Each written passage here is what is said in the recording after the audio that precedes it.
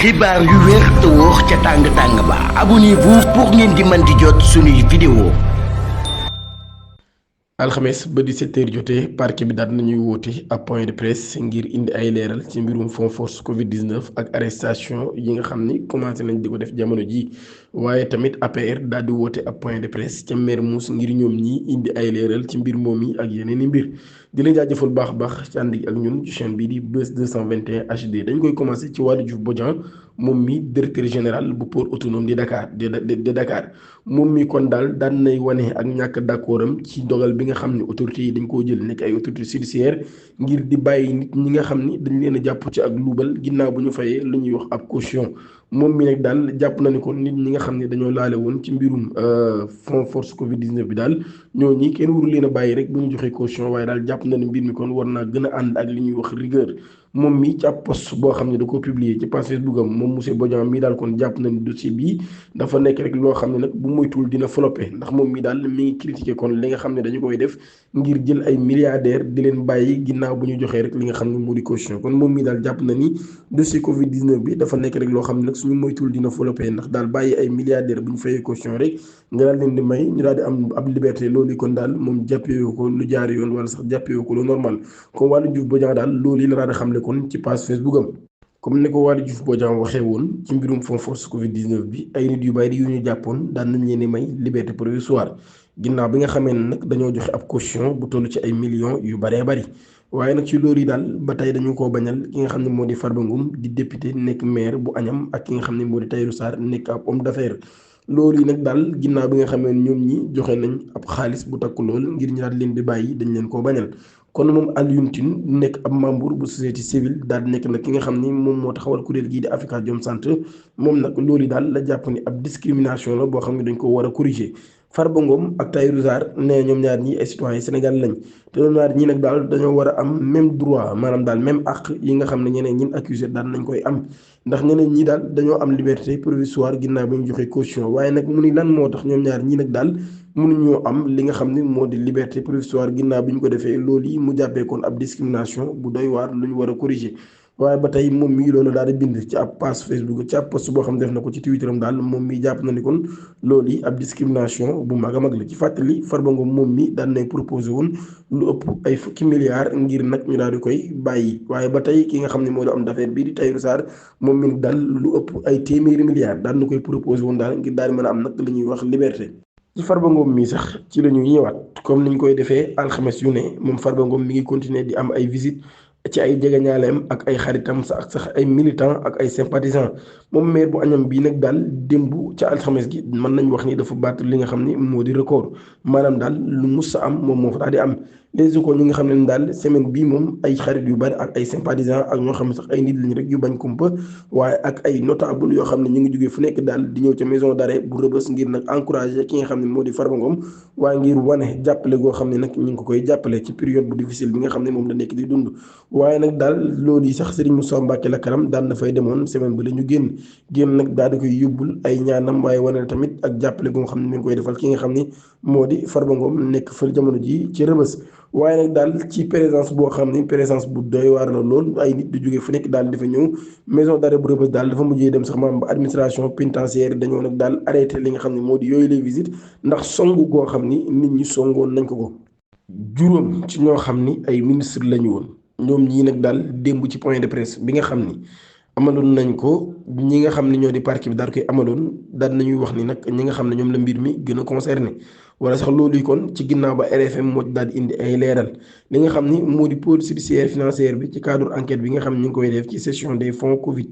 loolu nag daal ci régime bi nga xam ñoom ñoo fi nekkoon rajo Futurs Médias daal na ci indi ay leeral daal di cité sax turu ñi nga xam ne nag daal ñoom ñii jàpp nañ ni dañoo laale ci mbir mi bu baax a baax ci wolof kon loolu yi mi ngi nekk ki nga xam ni moo di Matar Ba nekkoon ministre bi yoroon wàllum tàggat yaram ak Abdoulaye Diop nekkoon ministre bi yoroon wàllum culture maanaam aada ak cosaan ak li nga xam ne moo di wàllum communication ak Abdoulaye Diouf Sarr nekkoon ministre bi yoroon wàllum wér-gi-yaram ak ki nga xam ne moo di Mansour Faye nekkoon ministre bi nga xam ne moo yoroon wàllum infrastructure ak wàllum transport terrestre et aérien ak ki nga xam loolu nag daal daan nañ ak ki nga xam ne moo di Moustapha Diop nekk ministre bi yoroon développement industriel et des petites moyennes industries loolu ñu kon daal jàpp na ni ñooñi jamono ji ñu nekk ci viseur pôle judiciaire financière ginnaaw bi nga xam ne daan nañ amaloon ab point de presse alxames ca tribunal de Dakar. procureur bi nga xam ne nag moo yoroon boobu la mbir muy procureur des affaires financières Abdoulaye Sylla moom mi nag daal daan nay indi woon ay leeral ci yooyu la mbir waaye ci ginnaaw ba nag daal RFM ñoom ñoo indi nag yooyu lay tur daal di wax ne kon tur yi ñoom ñi daal la mbir mi daal di concerné. démb ci alxames gi ba point de presse bi takkaat naase Mansour Faye moom ma nga woon ca DIC division des investigations criminelles moom mi fi nekkoon ab ministre ci jamonoy Macky Sall jamono ji nag dañ koo tere mu daal di génn réewum Sénégal loolu sax avocat am daan na ci àddu waaye moom Mansour Faye mi nag daal bu assemblée nationale bu moytuwul ñoom ñi pare nañ rek ngir activer ab procédure ngir nag daal di def lu ñuy wax mise en accusation ci moom mi ak yeneen ministre ndax foofee daal fa nga xam ne moom la jiite woon ci jamonoy Covid 19 bi moom Mansour Faye mi nga xam ne moo ne ko ministre du développement communautaire jamono joojee nag daal gis ni fa mu jiite woon génnee nañ fa ab somme bu tolloon ci 399 millions boo xam ne daal ba tey kenn xamul fan la jaar wala sax lan moo tax mu génnee ko loolu yi kon daal bu moytuwul dinañ def ab mise en accusation jëmale ko ci jëmmam jooji ca assemblée nationale ngir mën koo tegaat ci yoon moom nag ak yeneen ministres yu bari bu ñu moytuwul lu mel noonu dina leen dal. Mansour Faye mi nga xam ne dañ koo tere mu génn réew mi sax ci loolu yi Omar Youm mi avocat am daan na ci ñëwaat ci arrêté bi nga xam ni ministre de l'intérieur daan na koy jël ngir tere ko kon mu daal di génn réew mi moom mii nag daal kon daan na ci indi ay leeral waaye sax samp ci ay laaj yu bari nag ngir xool daal ndax loolu li ñu daal koy tere ndax lu jaar yoon la wala lu jaarul yoon ndax daal tere gi nga xam ne dañ ko doon tere Mansour Faye ngir mu génn réew mi lu jiitu le 17 avril bi nga xam ni moom lañ ko notifié loolu yi moom mii nag daal laaj bi mu njëkk a laaj mooy ndax kon daal ministre bi rek dafa nekk di avoué daal li mu doon njëkk a def lu illégal la ndax daal boobu yi kenn notifié ko woon dara waaye tamit bokk na ci laaj yi muy laaj daal jàpp na ni juridiquement ndax loolu yi daal ministre bi mën naa jël dogal bu nu wér rek ngir tere ki nga xam ni kon moo di Mansour Faye mu daal di génn réew mi loolu yi kon bokk na ci laaj yi nga xam ne moom lay laaj amaat na yeneen ñaari laaj yoo xam ne moom mi daal na koy samp ci boobu la mbir moom mi nga xam ne moo di Omar Youm di ko laaj ministre de l'intérieur ci nag daal téye yi nga xam ne téye na ko Mansour Faye kon ci biir réew mi moom mi ngi laam-laamee ndax lu jaar yoon la wala jaarul yoon. ca point de presse yi amoon démb ba tey ci la ñuy taxaw muy alxames fukki fan ak juróom-ñaar ci weeru avril Alliance pour la République APR Pape Malick Ndour ginnaaw ba nga xamee ni gone yi dañ koo mujjee tuddee Mbappé bu APR man leen Mbappé moom yëfi jàmbur la ngañ dem ba tuddee ko moom waaye nag ci loolu yi daal moom mii nga xam ne moo di Pape Malick Ndour proposition de loi bi nga xam ne Guy Marius Sagna di ab député bokk ci Pastef déposé na ko ci assemblée nationale ngir ñu def mise en accusation ci ki fi nekkoon njiitu réew bu Sénégal di Macky Sall ngir toppee ko haute trahison moom mi kon daal jàpp nañ nag loolu yi teguñu ko fenn ay caaxaan képp la ko jàppee moom mi nga xam ne moom la ñu wooyee Mbappé moom mi kon daal jàpp na ni loolu yi du dara dul ay caaxaan waaye nag daal ci politique képp lañ ko teg ngir yàq image ak réputation wu ci fi nekkoon njiitu réew bu Sénégal di Macky Sall moom Moussa Ndour mi daal jàpp na ni parti bii di Pastef dañoo nekk rek di def ab campagne boo xam ne nag dañuy def ay accusation yoo xam ne yu dëgg jëmale ko ci APR ndax ku ne xam na ni nag li nga xam ne moo di Covid 19 bi yooyu yëpp mbir mi Dakar naa na kon loolu yi moo tax kon moom mii daal di Moussa Ndour dafa jàpp ne kon ay fausse accusation lañu def jëmale ko ci seen kaw waaye nag ki fi nekkoon njiitu réew bu Sénégal Macky Sall nee na loolu yi dañoo bëgg a yàq rek li nga xam ne moo di image am ndax xam nañ daal mi ngi def ab liggéey bu am solo ci fi nga xam ne moo di bitim réew waaye nag daal nee na succès boobu sax mu am moo tax ñi nga xam ne nag ñoo jiite réew mi jamono ji daal dañoo rek daal di fiir wala sax fiiraange moo leen jàpp ci boobu leen mbir moom nag daal jàpp na ni saisine bi nga xam ne def nañ ko ci Fonds monétaire international di FMI moom Pape Malick Ndour daan na ci indi ay leeral nee na démarche boobu defuñu ko ngir discréditer le gouvernement maanaam daal defuñu ko daal ngir discréditer le gouvernement actuel waaye objectif bi ñu ci am mooy daje ak ñi nga xam ne ñoo di responsable yu FMI yi ngir indi ay leeral ak ay tontu ci mbir yooyu nga xam ne daan nañ leen koy giiñ maanaam ay tontu yoo xam ne yu leer naa ñi lay doon daal ci mbir yi nga xam ne kon daan nañ leen koy giiñ ñu jàpp ni du dëgg waaye dem ngir indiwaat confiance bi nga xam ne nag dañ koo amoon seen diggante ak partenaires yi nga xam ne ñoo nekk bitim réew neen nag moom daal en tant que républicain ak patriote li ñu bëgg rek mooy Sénégal ñu bañ koo pénaliser ñoom daal nee na loolu yi rek la ñu bëgg nee na kon loolu yi moo tax ñu daal di bëgg rencontrer ak ñoom ñi moom ma Pape Malick Ndour daal mi ngi xam leen nag daal ñoom ñi ginnaaw bi nga xamee ne autorité yu bees yi ñu ngi def pression bu ñu mën ci FMI ngir daal fexe ba rencontre boobee ni du am waaye nag daal nee na loolu yëpp nag teewul ñoom ak FMI daal waxtaan nañ ba déggu ni war nañoo mën a daje waaye nag date bi rek la ñu